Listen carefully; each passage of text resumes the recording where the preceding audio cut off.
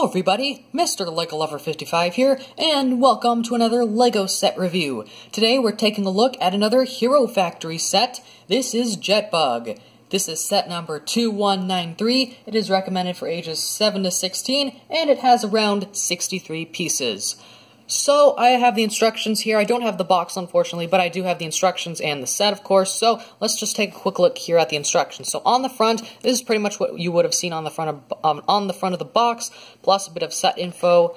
Next page, little fights between Jetbug and Furno 2.0.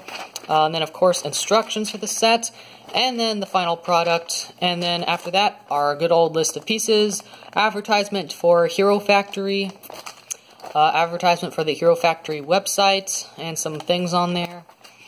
Advertisement for the Hero Recon team, where you could pretty much just build your own hero, and then you could get it shipped to you. So it's from Designed by Me, which is now called LEGO Digital Designer today.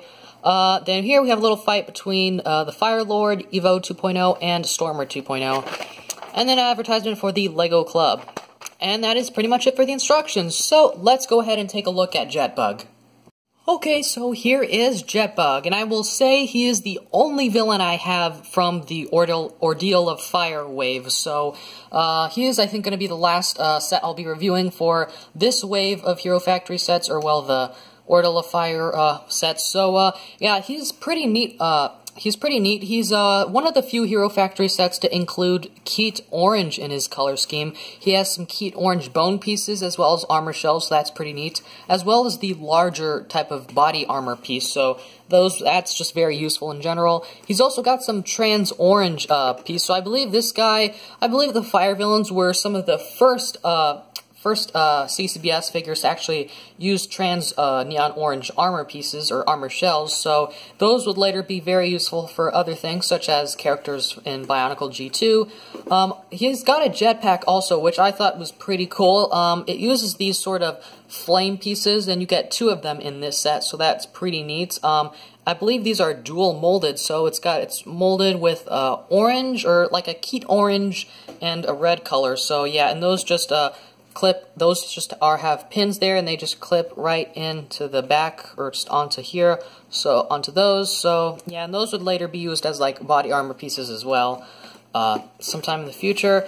He's got a printed armor shell right there with sort of like, I guess, a magma type of printing there with some sort of symbol. Not exactly sure what that symbol means though, but it looks pretty cool.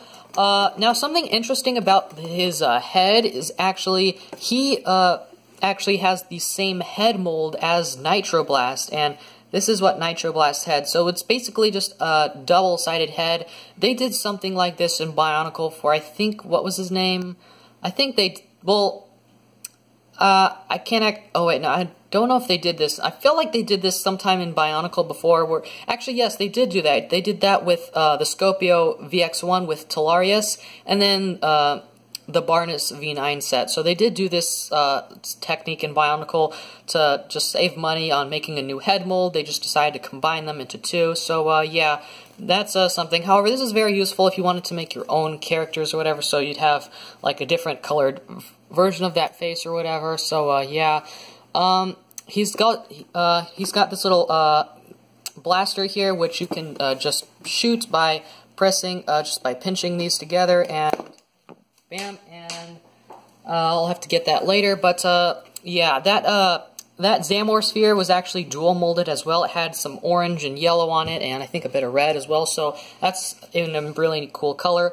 Jetbug also has a bunch of these like red spikes on him, so I believe this is actually I think around the time he was released, these spikes were actually first introduced, I believe. And he comes with a ton of these, so this would have been a great set to get a bunch of those new pieces.